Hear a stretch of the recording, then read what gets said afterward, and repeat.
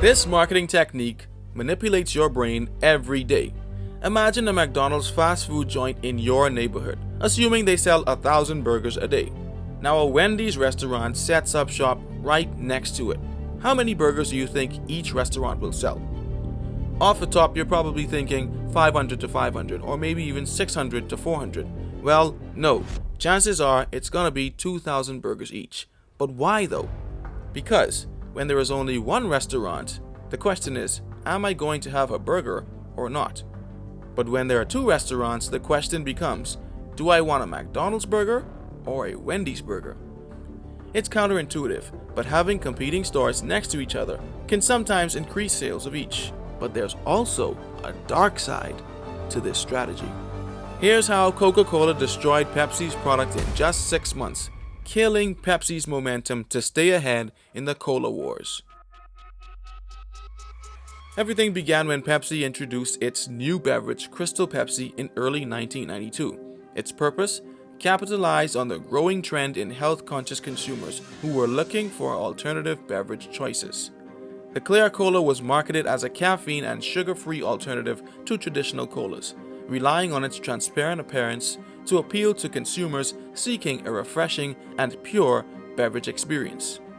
PepsiCo invested heavily in advertising campaigns featuring renowned celebrities such as Van Halen and Cindy Crawford to create a sense of excitement and anticipation for the new product. Coca-Cola, PepsiCo's main rival, developed a genius plan in response after realizing that their rival's product was becoming super popular. Coca-Cola launched Tab Clear, a sugar-free soft drink with a mysterious new flavor and completely clear. Suddenly, everything becomes clear. Tab Clear was a clear version of their long-standing Tab Cola, which had a devoted fan base. Coca-Cola's decision to introduce a clear cola was seen as a defensive move to protect its market share from Crystal Pepsi's potential success. By positioning Tab Clear as a direct competitor to Crystal Pepsi, Coca-Cola intended to cannibalize PepsiCo's customer base and undermine their attempt to challenge traditional colas. But more on that later. Hello, Pizza Hut delivery. 2 pepperoni pizzas right away. Yes, we've got Crystal Pepsi. Yes, we do. No, we don't have Crystal Pepsi. This is Domino's. No. Positioning similar products next to each other can be beneficial, as we saw in the previous example, but also detrimental for companies. On one hand, it allows consumers to easily compare and choose between the options available. By placing Crystal Pepsi and Tab Clear side by side on shelves, companies provide consumers with a clear contrast, emphasizing the differentiating qualities of their products. The comparison enables consumers to make informed decisions based on their personal preferences, tastes, and desired attributes, ultimately benefiting the market as a whole. However, positioning similar products together can also lead to confusion and competition. Consumers may find it difficult to distinguish between the two products, especially if they have similar packaging or labeling. This confusion can result in decreased sales for both companies, as consumers may opt for other established cola brands or switch to different beverage categories altogether. Furthermore, competition between similar products may force companies to engage in price wars or aggressive marketing tactics to gain an edge over their competitors, potentially eroding profit margins. Knowing this, Coca-Cola used a kamikaze strategy to sabotage the clear market altogether. Tab Clear was branded as a competitor, but in reality, it was the nail in Crystal Pepsi's coffin. It was intentionally disgusting, designed without sugar or real taste. Because of their similar brands, retailers placed Tab Clear right next to Pepsi on their shelves. Now, as an aside, I'm pretty sure Coke would have paid for it to be that way anyway. But why would they do that? Coca-Cola was taking a chance that consumers would subconsciously think that both drinks would taste the same. So when Tab Clear hit shelves in late 1992, Pepsi sales fell tremendously, and 6 months later, the beverage was no longer selling like it was and had to be discontinued. So in this very real story, Coca-Cola literally poured money down the drain just to remove its biggest competitor. But I was still a bit dubious.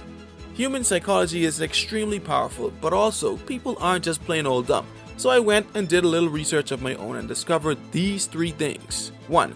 If Tab Clear was designed to sabotage Crystal Pepsi, why did Coca-Cola release it in foreign markets such as Britain and especially Japan, where Crystal Pepsi had absolutely no product presence? It makes no sense, but it does however make sense if you believe that Tab Clear was trying to ride Pepsi's coattails and searching for new markets to sell to consumers who would buy it.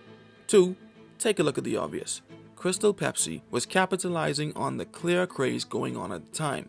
So why would Tab Clear package its beverage in a can that you couldn't even see through to emphasize the similarities in the products, to at least give a quick and easy visual comparison and at least create consideration for the buyer?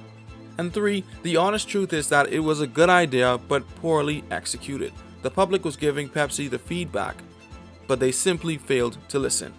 In short, Crystal Pepsi just didn't taste good. When I went to Pepsi, Pepsi was in need of turnaround, so I developed the idea of a clear cola. The only issue that I had, the consumer loved the idea, it didn't taste enough like Pepsi. And, my big learning was I had franchise bottlers tell me, David, it needs to taste more like Pepsi. You're calling it Pepsi. And, I didn't listen to them because I thought it was such a big idea. If I would have listened to them, given it a little bit more Pepsi flavor notes, I'm convinced that Crystal Pepsi would still be around today. So while the largest beverage brand in the world would have you think that they invented some kind of genius idea and Jedi mind tricked the public into sabotaging their competitor, the truth is, Tab Clear's product failure just happened to coincide with Pepsi's inability to make the necessary adjustments to stay on the shelves, and they both ended up going under.